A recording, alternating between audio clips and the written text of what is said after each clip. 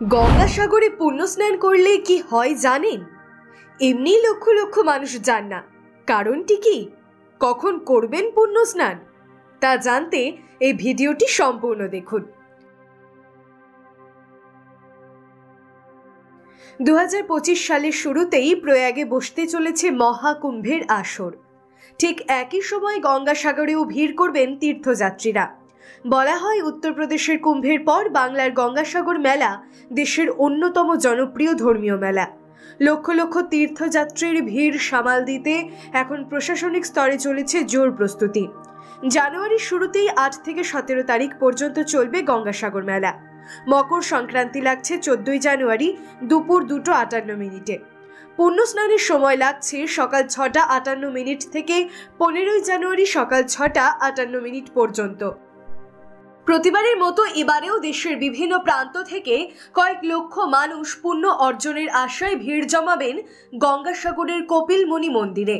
মকর সংক্রান্তিতে গঙ্গাসাগরে চলবে ডুব দেওয়ার পালা। সাগরে পুণ্য স্নানের পাশাপাশি কপিলমুনির আশ্রমে পুজো দেওয়া চলে পুণ্যার্থীদের। বিশ্বাসে ভর রেখেই প্রতি বছর লক্ষ লক্ষ পুণ্যার্থী মোক্ষের সন্ধানে মকর সংক্রান্তির সময় গঙ্গাসাগর মেলায় যান। তারা বিশ্বাস করেন সাগর সঙ্গমের পবিত্র জলে ডুব দিলে সমস্ত পাপ ধুয়ে যায়। এই বিশ্বাসে ভর দিয়ে প্রতি বছর লক্ষ লক্ষ মানুষ কপিলমুনির মন্দির দর্শন করেন। ভক্তদের বিশ্বাস, একজন ভক্ত সমস্ত তীর্থে গিয়ে যে পুণ্য ফল পান তা গঙ্গাসাগরের তীর্থে একবারই পেয়ে যান। এই কারণে প্রচলিত রয়েছে সব তীর্থ বারবার, গঙ্গাসাগর একবার। আর গঙ্গাসাগর মেলা দেশের দ্বিতীয় বৃহত্তম হিন্দু মেলা। হিন্দু ধর্মে গঙ্গাসাগরে স্নানের বিশেষ মাহাত্ম্য রয়েছে। মকর সংক্রান্তিতে গঙ্গাসাগরে স্নানের গুরুত্ব রয়েছে জ্যোতিষশাস্ত্রতেও। ভারতীয় জ্যোতিষশাস্ত্র অনুসারে সংক্রান্তিতে সূর্যের এক রাশি থেকে অন্য রাশিতে স্থানান্তরিত হয় হিন্দু পঞ্জিকা। হিন্দু পঞ্জিকা অনুসারে মকর সংক্রান্তিতে শুরু হয় যখন সূর্য দেবতা মকর রাশিতে প্রবেশ করেন এবং সেখানে 1 মাস অবস্থান করেন। সূর্যের এই পরিবর্তনের একটি শক্তিশালী জ্যোতিষশাস্ত্রের তাৎপর্য রয়েছে, কারণ মকর হলো শনির ঘর এবং শনি এবং সূর্য উভয়েরই একে অপরের প্রতি বিরোধী সম্পর্ক রয়েছে। শনি হলেন সূর্যদেবের পুত্র, কিন্তু মকর সংক্রান্তির সময় সূর্য তার ছেলের প্রতি তার রাগ ভুলে যায় এবং একটি সৌহার্দ্যপূর্ণ সম্পর্ক প্রসারিত করে। এটিকে একটি শুভ সময় চিহ্নিত করা হয় এবং এর মধ্যে সম্পর্কের গুরুত্ব অন্তর্নিহিত রয়েছে। মকর সংক্রান্তি হলো দীর্ঘ শীতের সমাপ্তি, পাশাপাশি এটা নতুন ফসল কাটার সময়। হিন্দু সংস্কৃতি অনুসারে এটিকে উত্তরায়ণের পবিত্র পর্যায় হিসেবে বিবেচনা করা হয়।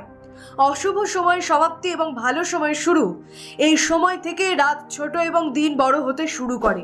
এটি জ্যোতিষ অনুশীলন এবং জ্যোতির্বিদ্যাগত আন্দোলনের মধ্যে একটি অন্তর্নিহিত বন্ধন প্রতিফলিত করে। হিন্দুদের কাছে অত্যন্ত মাহাত্ম্যপূর্ণ এই তীর্থস্থান। গঙ্গা নদী এখানে সাগরে এসে মিশেছে, তাই এই স্থানের নাম গঙ্গাসাগর। এছাড়াও গঙ্গাসাগরের মকর সংক্রান্তির দিনে স্নানের পুণ্যের পৌরাণিক কাহিনী রয়েছে। বিশ্বাস করা হয় যে যেদিন শিবের চুল থেকে বের হয়ে পৃথিবীতে গঙ্গা প্রবাহিত হয়ে ঋষি কপিলমুনির আশ্রমে পৌঁছেছিল, সেই দিনটি ছিল মকর সংক্রান্তির দিন। গঙ্গাসাগরে কপিলমুনির মন্দির রয়েছে। কপিলমুনিকে ভগবান বিষ্ণুর অবতার বলে মনে করা হয়। কপিলমুনির সময় রাজা সাগর অশ্বমেধ যজ্ঞ করেন এবং যজ্ঞের ঘোড়াগুলিকে মুক্ত করেন। বিশ্বাস করা হতো যে এই ঘোড়াগুলো কোন রাজ্য থেকে যাবে সেখানকার রাজাকে সাগর রাজার পরাধীনতা মেনে নিতে হবে। শুধু তাই নয়, সে ঘোড়াকে রক্ষা করতে রাজা সাগর তার 60,000 পুত্রকেও পাঠিয়েছিলেন। পৌরাণিক কাহিনী অনুযায়ী একদিন হঠাৎ ঘোড়া নিখোঁজ হওয়ায় সবাই চিন্তিত হয়ে পড়ে, যা পরে কপিলমুনির আশ্রমে পাওয়া যায়। রাজার ছেলেরা সেখানে গিয়ে কপিলমুনিকে কুকথা বলেন। এতে ক্ষুব্ধ হয়ে কপিলমুনি তার চোখের তীক্ষ্ণতায় সে 60,000 পুত্রকে পুড়িয়ে ছাই করে দেন।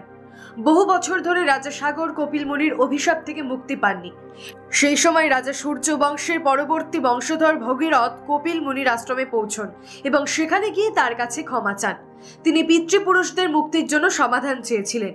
সেই সময় কপিলমুনি তাকে গঙ্গার জল থেকে মুক্তির উপায় বলেন। কপিলমুনির মতে রাজা ভগীরথ কঠিন তপস্যা করে গঙ্গাকে পৃথিবীতে নিয়ে আসেন। এরপরে গঙ্গার পবিত্র জলে সাগর রাজার 60,000 পুত্রের আত্মা মুক্তি লাভ করে। রাজা ভগীরথ নাম অনুসারে গঙ্গার নাম হয় ভাগীরথী।